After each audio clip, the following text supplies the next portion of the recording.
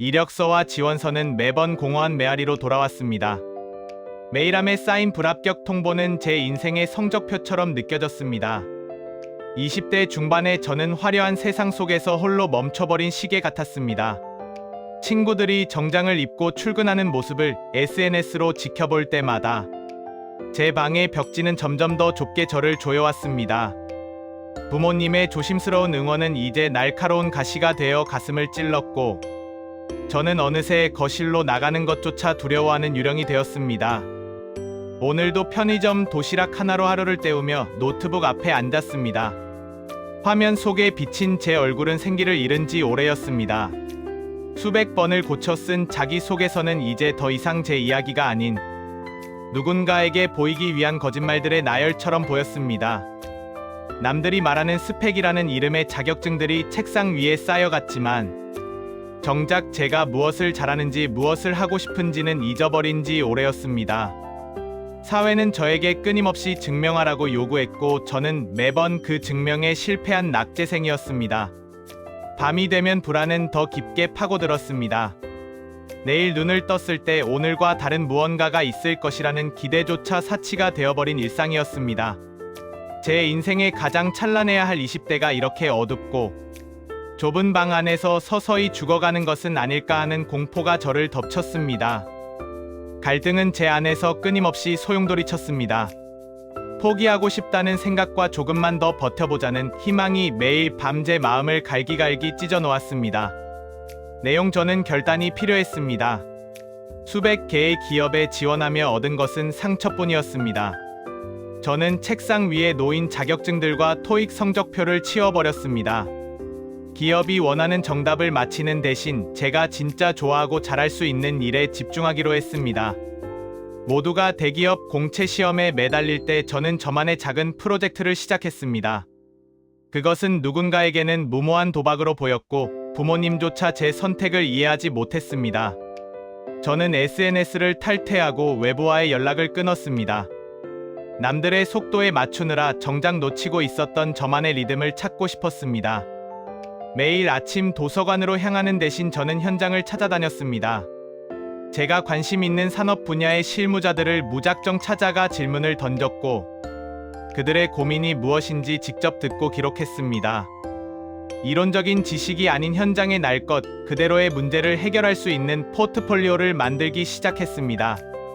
이 선택은 외로운 싸움이었습니다. 당장 눈앞에 보이는 성과가 없었기에 매 순간 제 선택이 맞는지 의심이 들었습니다. 하지만 저는 믿었습니다. 남들과 똑같은 색으로 칠해진 도화지 속에서 저만의 고유한 색을 보여주지 못한다면 평생 누군가의 대체제로만 살게 될 것이라는 사실을 깨달았기 때문입니다. 저는 가장 안전한 길을 포기하는 대신 가장 위험하지만 가장 나다운 길을 선택했습니다. 그것이 제가 세상에 던지는 첫 번째 도전장이었습니다. 기적은 예상치 못한 곳에서 찾아왔습니다. 저는 목표로 했던 한 기업의 최종 면접에서 탈락했습니다. 모든 노력이 수포로 돌아갔다고 생각한 순간이었습니다. 하지만 저는 포기하지 않고 면접 당일 발표했던 기획서를 보완하여 제 개인 블로그와 실무자 커뮤니티에 올렸습니다. 단순히 입사를 위한 기획서가 아니라 해당 기업이 겪고 있는 고질적인 문제를 해결할 수 있는 진심 어린 제안이었습니다. 그로부터 일주일 뒤 제 메일함에 믿기지 않는 연락이 도착했습니다. 제가 지원했던 기업의 경쟁사 임원이 제 기획서를 보았다며 만남을 제안한 것이었습니다. 제 기획서에 담긴 현장에 대한 깊은 이해와 문제 해결 능력에 주목했다는 내용이었습니다. 단순히 스펙이 화려한 신입사원이 아닌 실무의 핵심을 꿰뚫고 있는 인재를 찾고 있었다는 그들의 말에 저는 전율을 느꼈습니다. 반전은 여기서 끝이 아니었습니다. 제가 올린 게시물이 업계 내에서 화제가 되면서 제가 탈락했던 기업에서도 다시 연락이 왔습니다. 면접 과정에서 제가 보여준 잠재력을 다시 평가하고 싶다는 제안이었습니다. 불과 한 달 전까지만 해도 아무도 거들떠보지 않던 취업 준비생이 이제는 두 기업의 러브콜을 받는 주인공이 되어 있었습니다. 실패라고 믿었던 그 순간이 사실은 가장 큰 기회의 문을 여는 열쇠였다는 것을 저는 깨달았습니다. 최종 합격 통보를 받던 날 저는 방 안에서 홀로 숨을 죽이고 울었습니다. 기쁨보다는 안도감이 더 컸고 그동안 억눌러왔던 모든 서러움이 한꺼번에 터져 나왔습니다. 지난 2년 동안 제가 겪었던 무시와 외로움, 그리고 스스로를 향했던 의심들이 눈물과 함께 씻겨 내려갔습니다. 저는 좁은 방 안을 서성이며 목 놓아 울었습니다. 이것은 단순한 취업 성공의 눈물이 아닌 제 존재를 다시 찾은 해방의 눈물이었습니다. 그때 휴대폰 진동이 울렸습니다. 엄마의 문자였습니다.